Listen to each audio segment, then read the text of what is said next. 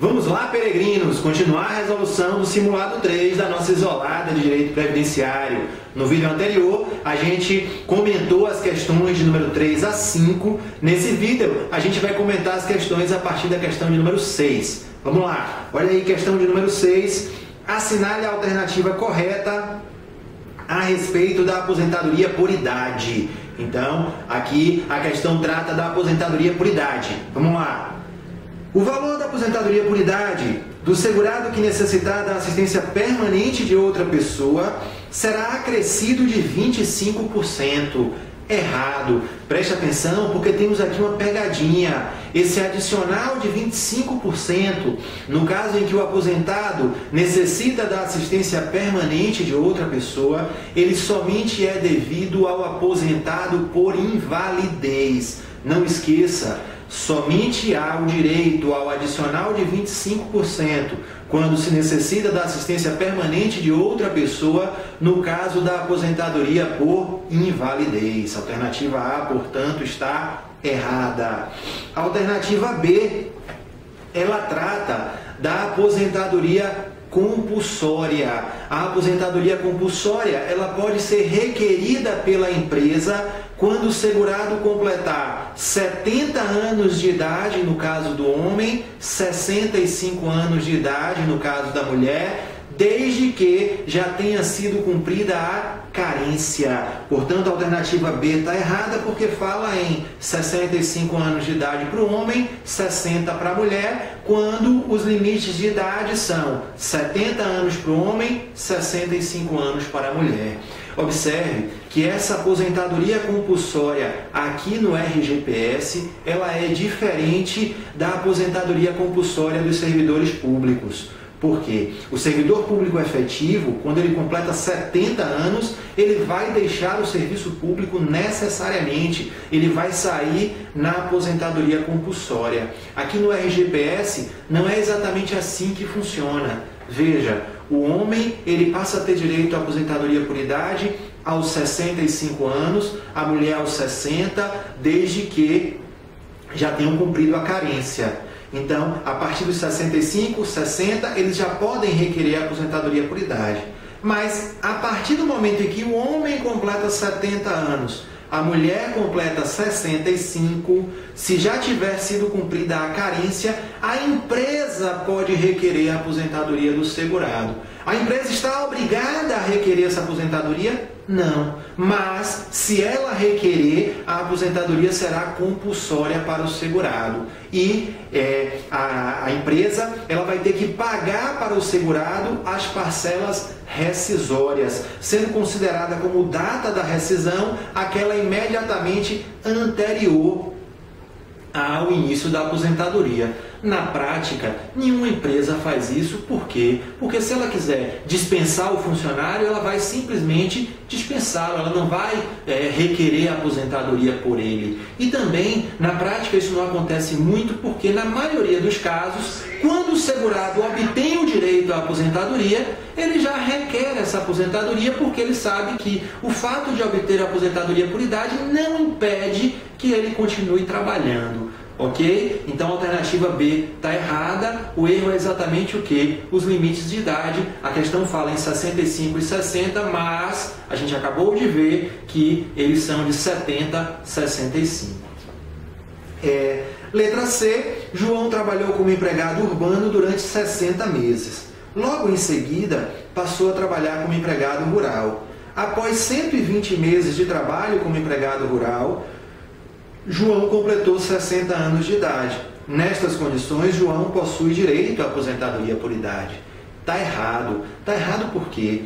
Para ter direito à aposentadoria por idade, o trabalhador rural precisa comprovar 60 anos de idade no caso do homem, 55 anos de idade no caso da mulher, e além disso, ele precisa comprovar o quê? 180 meses de efetivo exercício da atividade rural, no período imediatamente anterior ao requerimento do benefício ou à implementação das condições para a aposentadoria. Então, no caso, João não faz jus por quê? Porque só tem 120 meses de atividade rural. Logo, ele não faz jus à redução dos limites de idade. Para fazer jus a essa redução, ele teria que ter pelo menos 180 meses de comprovada atividade rural. Ok? Alternativa D.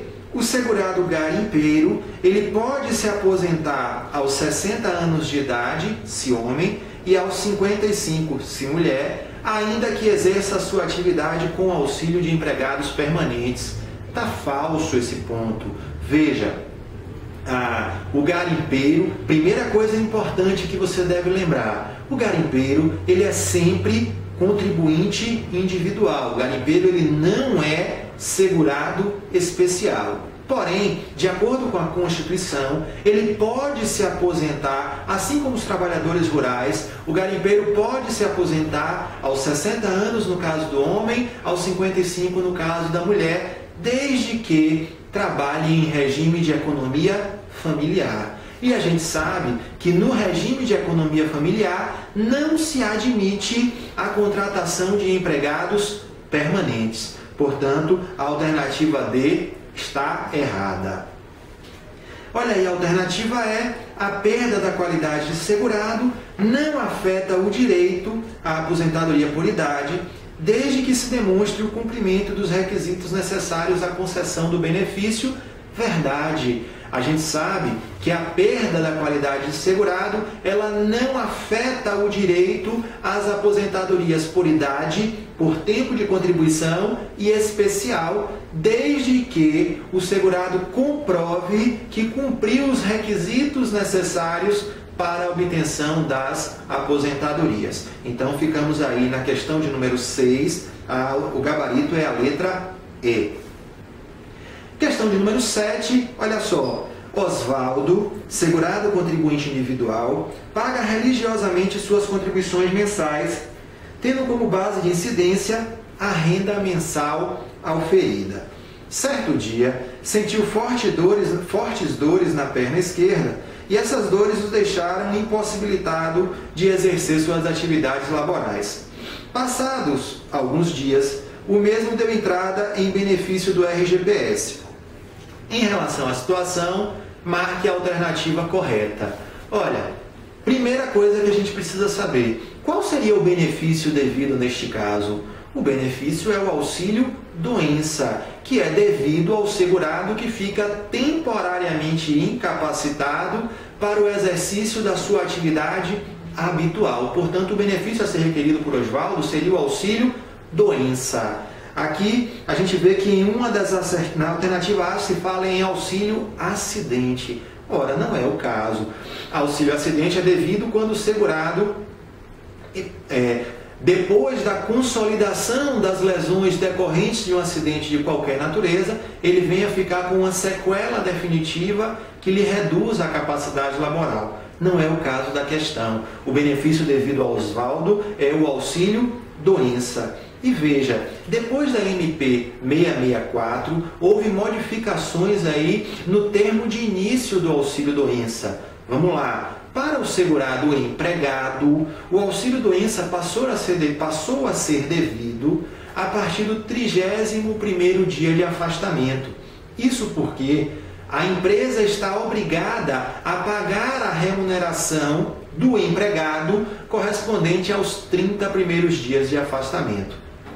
Isso, claro, desde que o benefício seja requerido em até 45 dias. Porque se o benefício for requerido mais de 45 dias depois do afastamento, o benefício somente será devido a partir da data do requerimento. Mas essa regra que eu acabei de falar se aplica ao empregado. E Osvaldo, aqui na nossa questão, ele é um contribuinte individual. Bem, para os demais segurados que não sejam empregados, como é que ficou a regra do auxílio-doença? O benefício passa a ser devido desde o primeiro dia de afastamento. Olha só, o benefício para os segurados não empregados, o auxílio-doença é devido desde o primeiro dia de afastamento. O único requisito é que ele seja requerido em até 30 dias. Por quê? Porque se for requerido mais de 30 dias depois do afastamento, o benefício ele será devido a partir da data do requerimento. Ok? Portanto, ficou aí como correta a alternativa D de dado. Observe que para os demais segurados, depois da MP 664, não se exige mais que o afastamento seja superior a 15 dias consecutivos.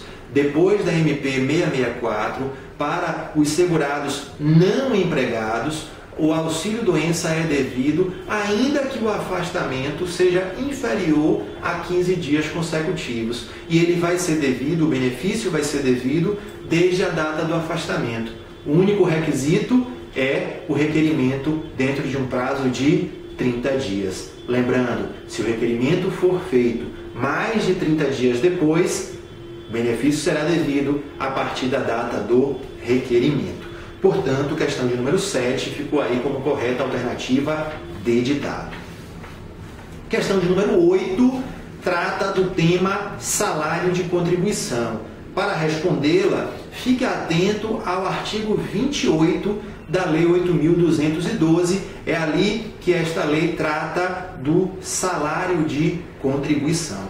Vamos lá. Entende-se por salário de contribuição. Letra A. Para contribuinte individual e segurado facultativo, o valor livremente declarado no mês, observados os limites mínimo e máximo. A letra A está errada, por quê? Porque para o contribuinte individual, o salário de contribuição corresponde à remuneração auferida ao longo do mês na sua prestação de serviços. O valor livremente declarado vale como salário de contribuição apenas para o segurado facultativo.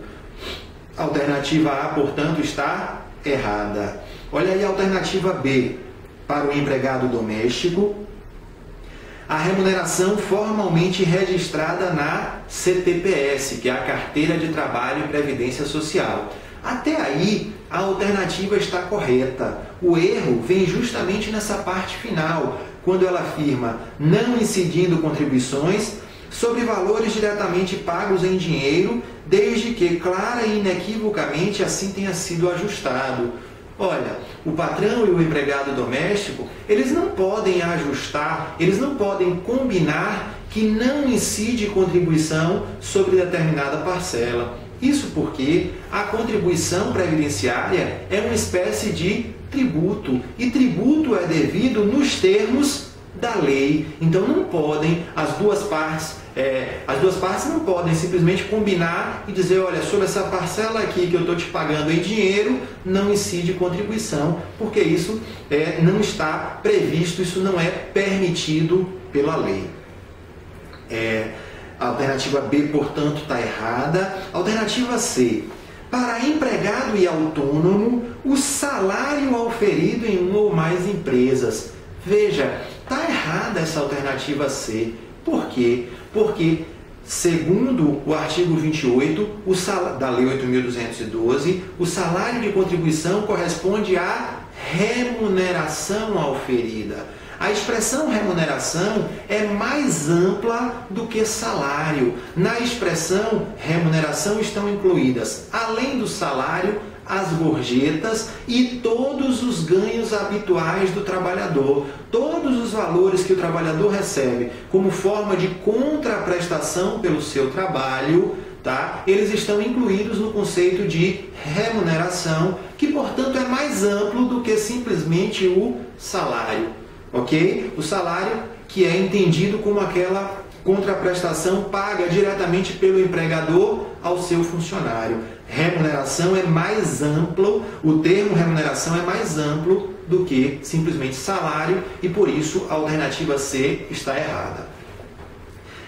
Na alternativa D, para empregado e avulso, a remuneração oferida em uma ou mais empresas a qualquer título durante o mês, quer pelos serviços efetivamente prestados, quer pelo tempo à disposição da empresa, Verdade, é exatamente isso que está previsto lá no artigo 28, inciso 1 da Lei 8.212.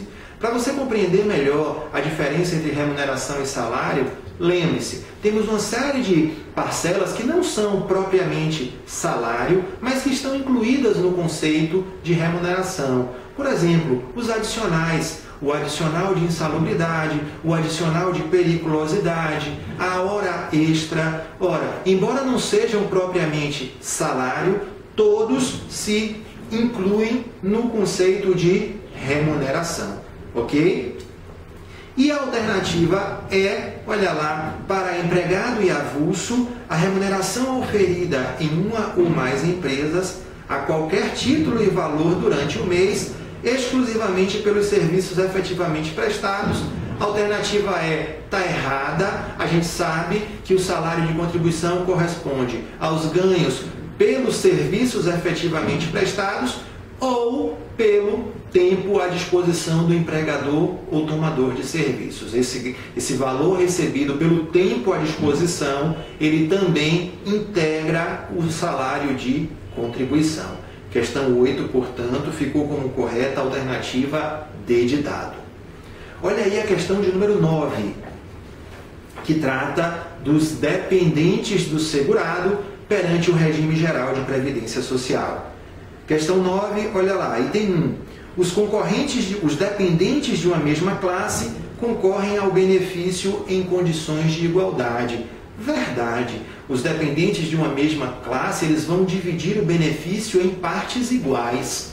É o exemplo do segurado que falece e deixa uma esposa e 2 filhos.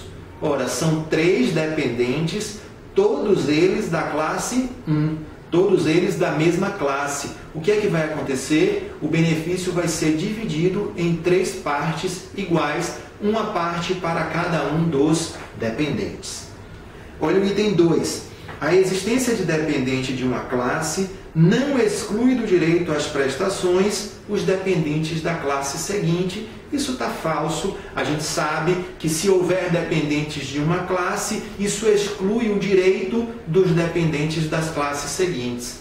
Assim, por exemplo, o irmão, que é dependente da classe 3, ele somente vai ter reconhecida a sua condição de dependente se não houver dependentes da classe 1, se não houver dependentes da classe 2. Assim, para que a pensão por morte seja devida ao irmão do segurado, é preciso que não exista o quê? Que não exista nenhum dependente da classe 1, não tem filho, não tem equiparado a filho, não tem cônjuge, não tem companheiro, não tem pais que dependam economicamente do segurado. Somente nessa hipótese o irmão seria considerado dependente. Bem, olha lá, item 3, então, portanto o item 2 está falso. Olha aí o item 3. A dependência ela é presumida para o cônjuge, companheiro, filho não emancipado ou equiparado, menores de 21 anos ou inválidos de qualquer idade. E para as demais classes, pais e irmãos, deverá ser comprovada.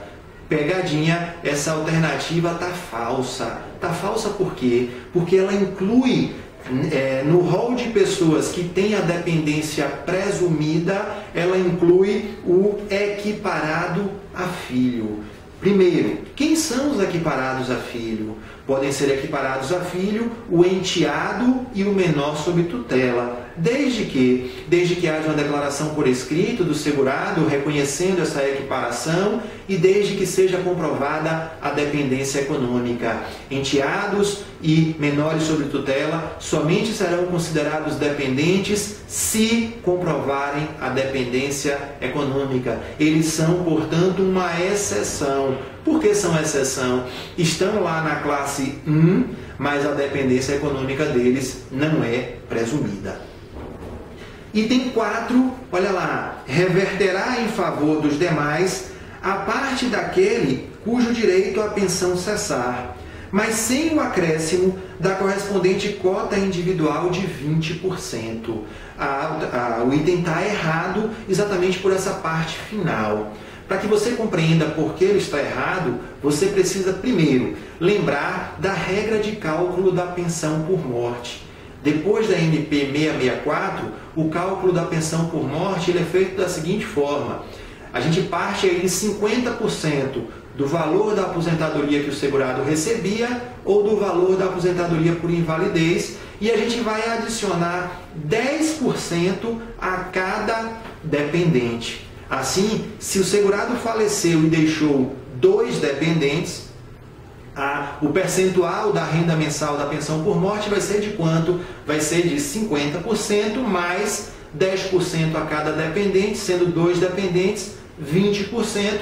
A renda mensal da pensão por morte, portanto, seria de 70% da aposentadoria que ele recebia ou do valor da aposentadoria por invalidez. Ok, 50% mais 10% a cada dependente. Lembrando, se houver algum filho, se houver dentre os dependentes algum filho ou equiparado a filho que seja órfão de pai e de mãe, a gente vai ter uma cota adicional de 10%. Então, como é que fica? Essa é a regra de cálculo da renda mensal inicial da pensão por morte. Mas veja, no momento em que um dos dependentes perde a sua condição, por exemplo, no momento em que um filho completa 21 anos de idade, ele deixa de ser dependente. O que é que vai acontecer? A sua cota reverte para os demais dependentes, mas sem o adicional de 10%. Por exemplo, se o segurado faleceu, deixou 2 filhos, renda mensal inicial da pensão, 70%. Um dos filhos completou 21 anos, ele vai deixar de ser dependente e a pensão, que era de 70%, passará a ser de 60%. O filho saiu, levou com ele a sua cota de 10% que deixou de existir. Ok? Então, o item 4 está errado porque fala em uma cota individual de 20%, quando a cota individual, a gente acabou de ver, ela é de 10%. Questão 9, portanto, ficou aí como gabarito a letra A, pois somente o item 1 está correto. Bom, a próxima questão já trata novamente de salário de contribuição. Eu vou parar por aqui para o nosso vídeo não ficar muito grande e no próximo vídeo a gente recomeça a partir da questão de número 10.